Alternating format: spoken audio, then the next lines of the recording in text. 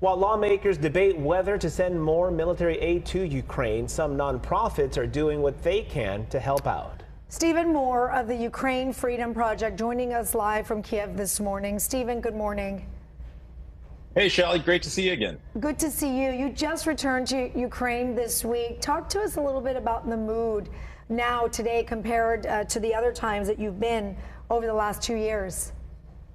Yeah, so I'm actually here most of the time. I divide my time between here and Washington, D.C., where I'm trying to educate the folks in Washington about really what's going on here. And what I'm seeing now is, like, as an example, usually when I drive from Warsaw to Kyiv, you have to fly into Warsaw and drive to Kyiv because no one wants to fly a plane over Ukraine right now.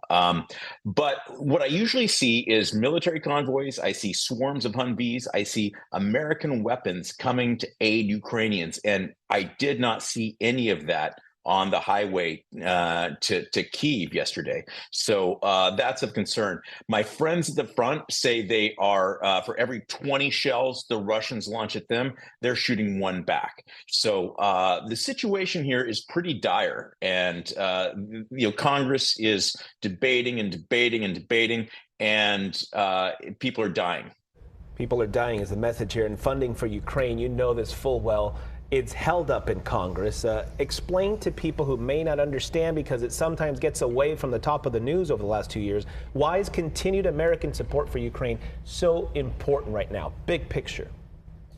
Yeah, absolutely. So our adversaries are uniting and causing problems for America, for Europe, for our allies in the Middle East.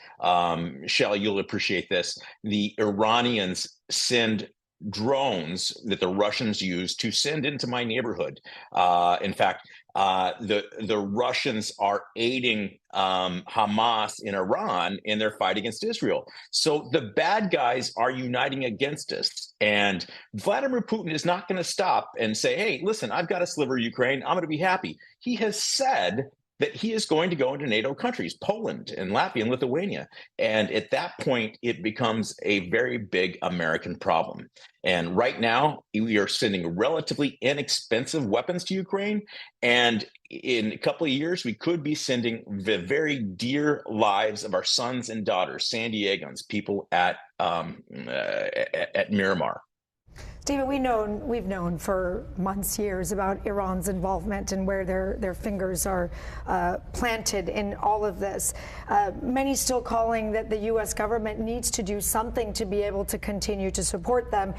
You met with lawmakers, including Congressman Darrell Issa. So what are they saying about how they can help? Issa is got a foreign policy mind. He understands the implications, and and he believes.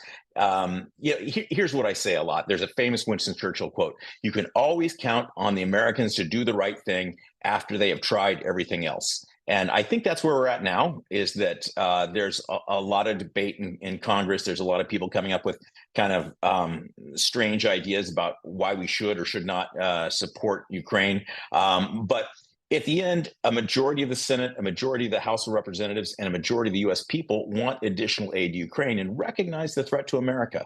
So I think we'll see an aid bill. Putin spoke, and he says that the West is basically in a not so veiled threat. The West is risking nuclear conflict if it interferes more in Ukraine.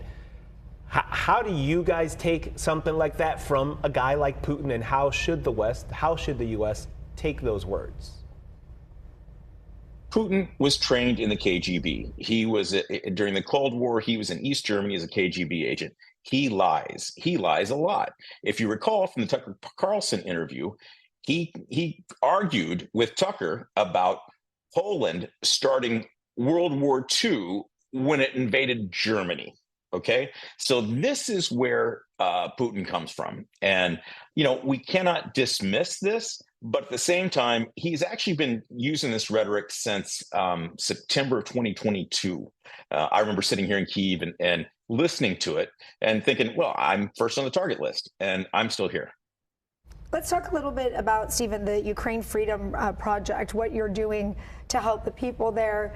From what we understand, you also partner with the Poway Unified School District and just donate Chromebooks to Ukrainian Yeah, students. So how did that come about? Oh, well, there's a village in this is a village in a place called Kherson Oblast that was recently liberated, and these kids have just been through hell. They've got these stories of Russian tanks, like, firing off rounds in front of their house, and soldiers coming to their house, and they're super brave kids, and their school has been blown up, and so they have to study at home, they have to study online.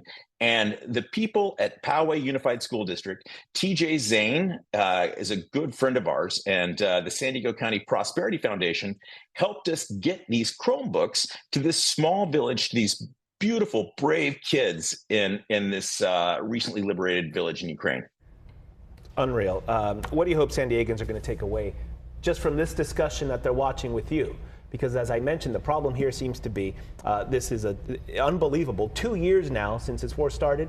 It's almost like it's in the back of the minds. We have another war, Israel, Hamas, and you have other problems. How do we get this to the forefront of people's minds? This is still a serious issue.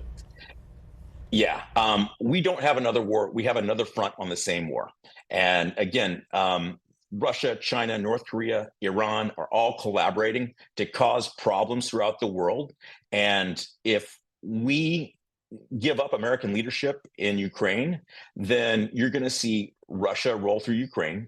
These guys can't fight with rocks. They're going to go into a NATO country, and some of the people in San Diego are going to be called to serve on this. And let me just end with this: Americans are living under the illusion that we have the choice as to whether or not to participate in the wars in Ukraine and the Middle East. The choice is not yes or no. The choice is now or later, and whether we send relatively inexpensive weapons or whether we send the very precious lives of American young men and women. All connected. Stephen Moore from the Ukraine Freedom Project, we appreciate your time. Thank you. Always great to be with you.